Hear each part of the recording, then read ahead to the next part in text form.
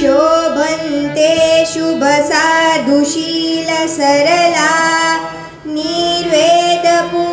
निर्वेदपूर्णाक्षितो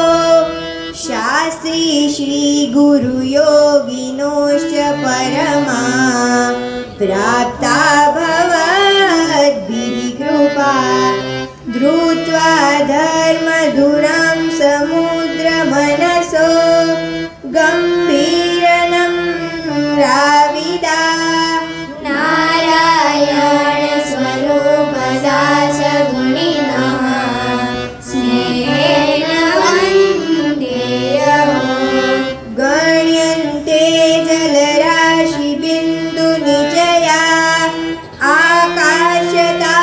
आकाशतारागणा भूमेर्धूलिकणा भवद्गुणगणाः किं केशवीष्णवादिभिः व्यासो वेदपुराणनिर्मितपरो शक्तो भवद्वस्तुतौ वन्दे वाग्मुखं गुणालयगुरुं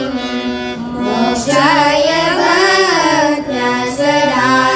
स्पर्शः स्पर्शमणिः करोति कनकं लोहं सुजीर्णं बली देहं तुच्छतमं विचार्य चरतो योगो मलस्ते निशं